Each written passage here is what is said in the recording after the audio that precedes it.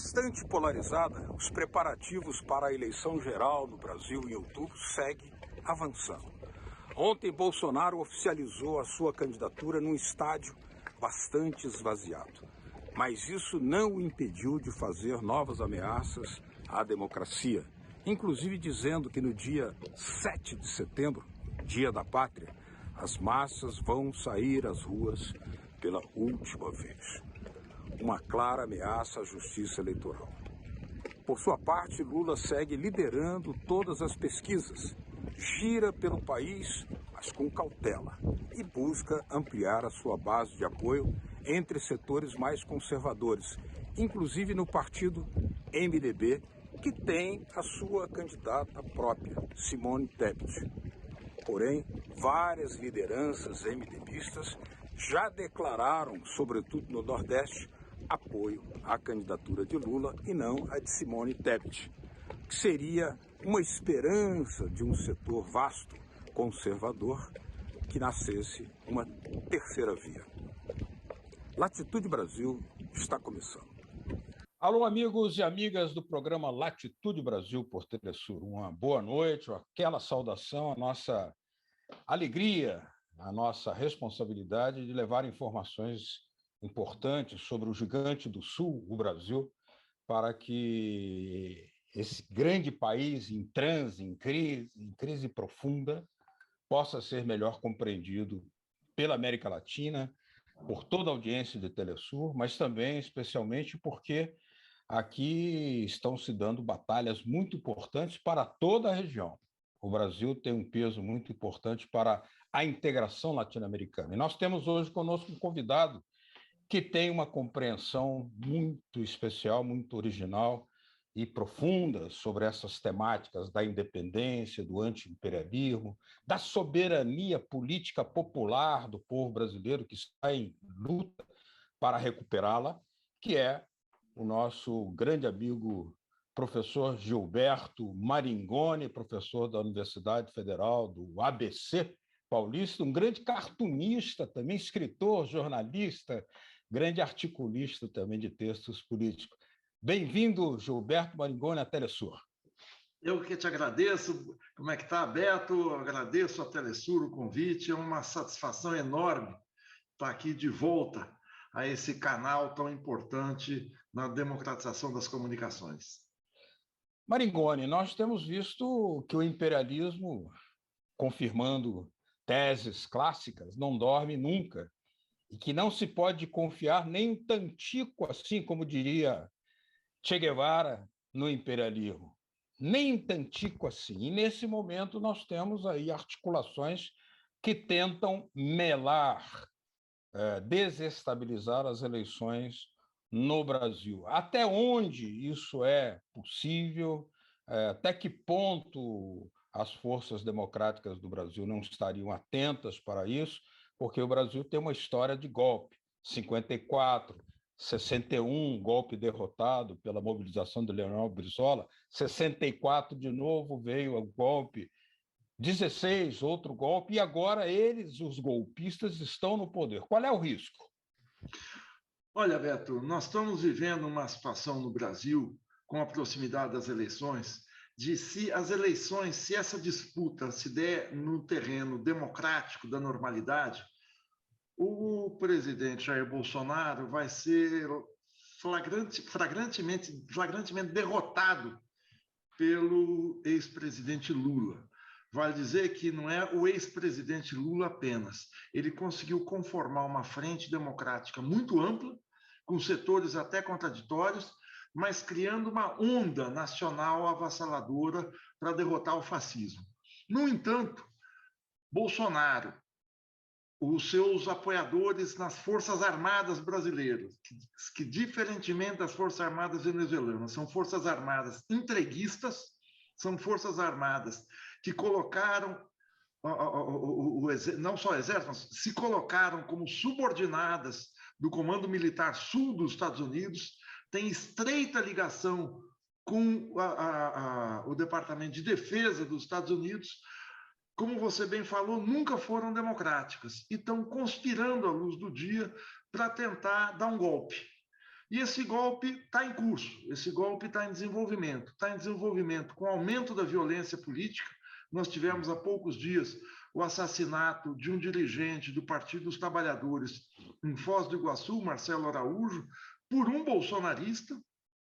Nós temos todo tipo de intimidação e de atentados a comícios e manifestações do presidente Lula, comícios e manifestações de massa que atraem centenas de milhares de pessoas, e nós temos essa possibilidade de ruptura do jogo democrático. A perspectiva é que a gente consiga estancar essa ruptura. Me parece que o imperialismo americano está dividido nessa questão. Evidentemente, o setor financeiro, o setor ligado ao mercado, ligado aí ao deep state, ao Estado profundo dos Estados Unidos, quer o golpe. No entanto, na superfície, os indicativos que se tem, seja no Congresso americano, com uma ala do Partido Democrata, seja com a indicada a embaixada brasileira no Brasil, e seja pelo próprio governo Biden, parece que eles não querem, não é o golpe, eles não querem confusão nesse momento em que o próprio Estados Unidos está enfraquecido na cena mundial diante da resistência surpreendente da Rússia na guerra da Ucrânia.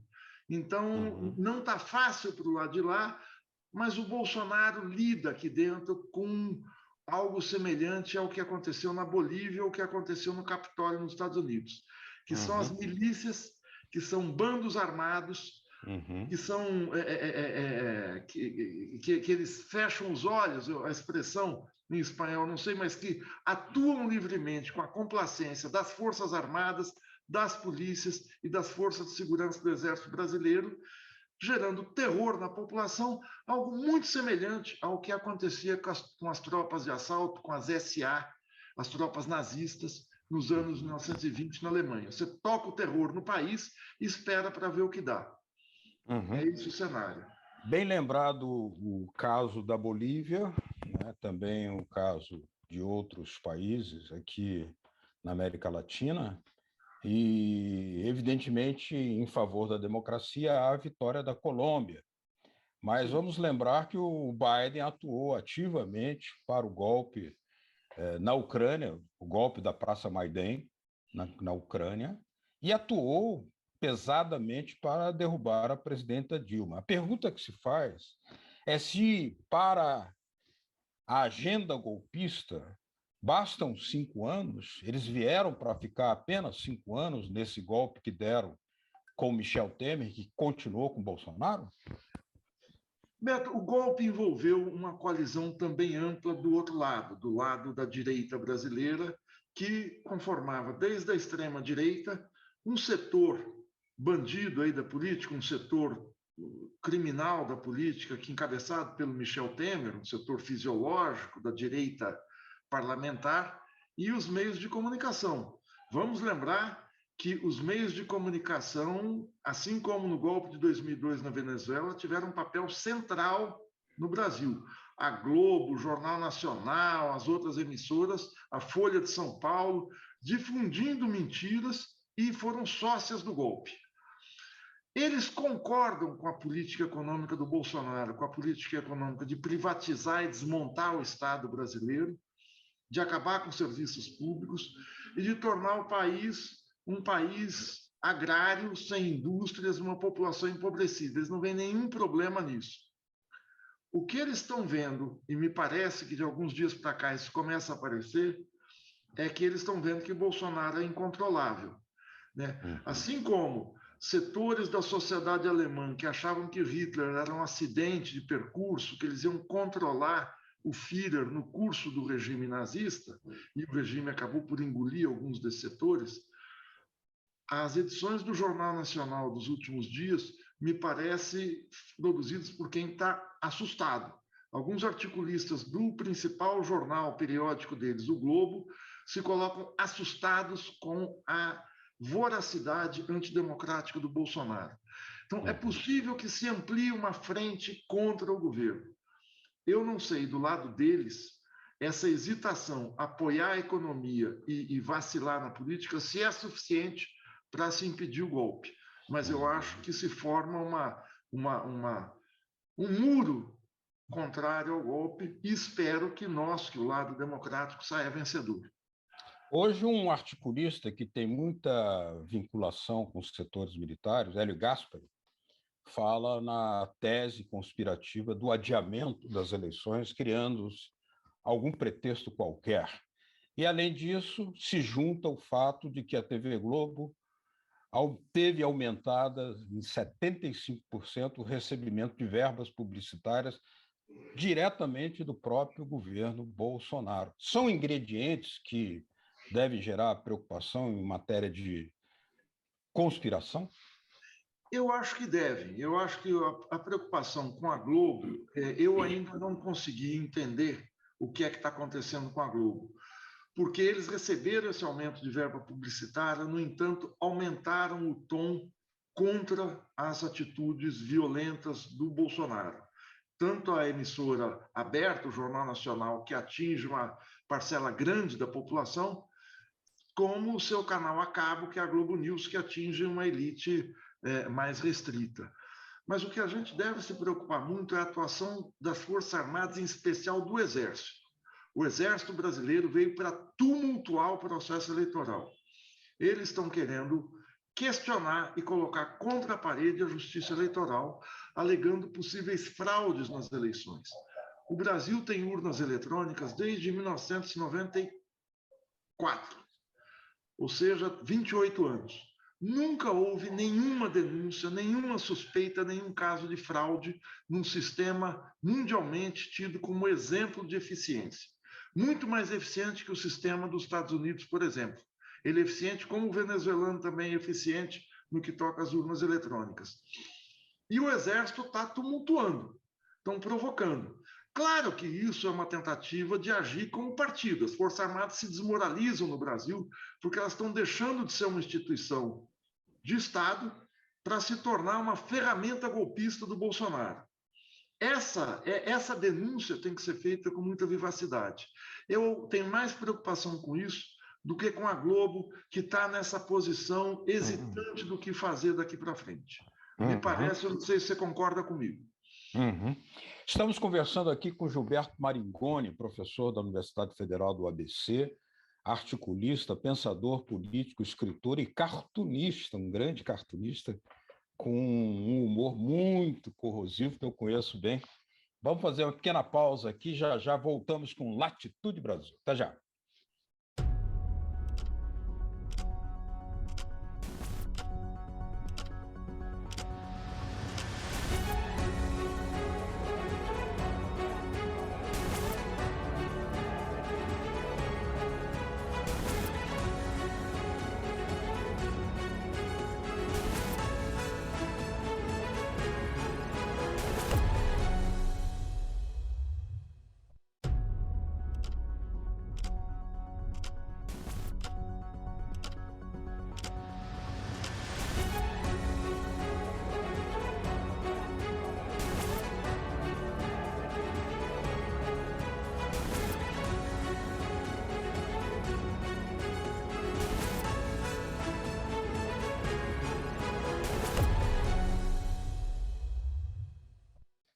Latitude Brasil hoje está conversando com Gilberto Maringoni, pensador político, escritor, jornalista, cartunista e hoje professor da Universidade Federal do ABC, onde nasceu, ali no Centro Operário, nasceu o Partido dos Trabalhadores. A frente que o presidente Lula organizou, ampliando, inclusive com setores que até mesmo participaram do golpe contra Dilma, em alguns casos, é o indicativo da preocupação que Lula tem com o terreno movediço que está verificando hoje. Agora, essa atitude das Forças Armadas de exigir que o Tribunal Superior Eleitoral responda às perguntas de auditagem nas urnas eletrônicas e se declarar descontente, insatisfeito com o que foi respondido, é um sinal bastante preocupante, não, Maringoni? Olha, deixa eu falar uma coisa, Beto. Esses generais, o alto comando das Forças Armadas, são, se não me engano, 16 ou 18, são uma vergonha, são todos golpistas, têm uma formação cultural muito baixa, são toscos, e eles nomearam um técnico, um coronel, que é especialista em informática deles, para examinar o sistema eleitoral brasileiro. Isso aí no mês de fevereiro, março, ele passou estudando. E quando ele formula uma série de perguntas, os técnicos do Supremo, da Justiça, do TSE, do Tribunal Superior Eleitoral, ficaram espantados como as perguntas são rudimentares. O problema não são as respostas, são as perguntas. Eles não entenderam como é que funciona o sistema eleitoral brasileiro. Não seria uma provocação? Não seria uma provocação, exatamente? O caráter simplório das perguntas não é exatamente para tumultuar? Pode até ser, mas os técnicos ficaram muito espantados com o baixo nível das perguntas. Baixo nível nesse sentido, quer dizer, não entenderam o sistema. Pode ser provocação, mas se a gente olha a produção, digamos, intelectual, se é que assim pode se dizer, desses generais do alto comando, ela é muito rudimentar. Recentemente, eles lançaram um projeto de nação, que é um projeto para o futuro do Brasil. É uma coisa de aluno adolescente, é uma coisa de quem não entende o Brasil, não conhece o Brasil, não tem competência para formular coisa alguma. Então, eu acho que foi ignorância. E essa ignorância, você sabe que toda ignorância embute uma prepotência, né? A prepotência vem muito da ignorância.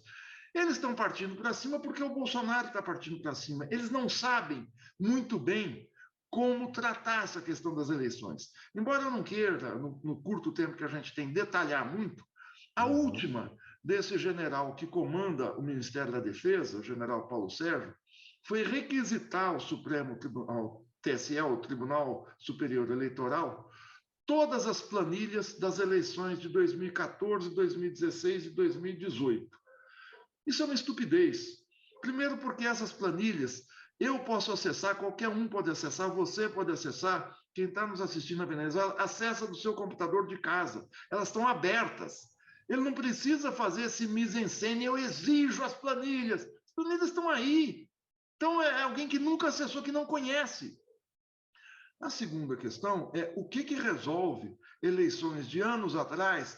Ele vai confrontar o que com o que para ver a contagem de votos. Então, é estupidez mesmo. É estupidez como teve o general Pazuello, que foi nomeado pelo Bolsonaro para o Ministério da Saúde, e entra no Ministério e declara publicamente: eu não sei o que é SUS. SUS é a abreviatura de Sistema Único de Saúde, um dos mais eficientes sistemas de saúde do mundo, embora esteja sem dinheiro, mas é o sistema de saúde brasileiro. Esse general é um estúpido, nunca tinha ouvido falar do SUS, algo vital para erradicar várias doenças aqui no Brasil e no combate à pandemia. Então, eu acho que é ignorância mesmo, Beto. E vendo o que eles falam, o que eles pensam, o que eles formulam, é gente despreparada para qualquer atitude mais complexa do que puxar um gatilho. E com relação à proposta de mudança constitucional, chamada PEC das maldades, ou PEC das bondades, seja como queira, que surpreende qualquer história mais linear, limitada, mais primária de prática constitucional, porque em plena eleição, o governo Bolsonaro aprova uma mudança constitucional que dá ao governo o direito de, inclusive, declarar estado de calamidade social para distribuir dinheiro a rodo para caminhoneiros, Vale Gás, auxílio para as pessoas. Dinheiro, quase 42 bilhões de reais. Em que isso pode impactar e distorcer, já que as pesquisas são ainda muito enigmáticas, embora distantes da data eleitoral, mas elas podem distorcer, de certa maneira, uma conflagrada opinião pública que está ainda meio perdida em torno das eleições, embora o favoritismo do presidente Lula seja muito evidente. Pode ser alterado? Olha, é algo que preocupa. O Bolsonaro, ele infringindo, ele contrariando qualquer norma democrática, ele resolve dar dinheiro para a população a 3 meses das eleições. Como isso não é possível, ele inventou que existe uma calamidade nacional. O Brasil está numa situação muito difícil, 33 milhões de brasileiros passam fome, as pessoas estão comendo osso, as pessoas estão comendo pele de frango, e a precariedade, a falta de empregos, a falta de dinheiro para as pessoas, a falta de comida está muito forte. Numa situação dessa, existiu uma situação mais grave, que foi o auge da pandemia, que matou quase 700 mil pessoas no Brasil, e ele não decretou estado de calamidade. Ele faz isso agora, e ele coloca, aí ele foi esperto, porque ele coloca a oposição numa situação muito complicada. Porque se você se coloca contra a medida, o Bolsonaro vai dizer que você está contra dar dinheiro aos pobres, contra dar comida aos pobres. Acontece que ele faz isso no período eleitoral, e isso dura de agosto a dezembro, até o final do ano. Depois as pessoas não vão mais ter esse auxílio. Ele faz isso para virar o jogo eleitoral. É uma maneira de golpear as eleições. Ele foi esperto aí. É uma aberração constitucional, evidentemente. Politicamente, ele fez uma jogada que ele conta com uma maioria que ele compra no Congresso. Existe no Congresso brasileiro, você já deve ter falado aqui, uma coisa chamada orçamento secreto, né?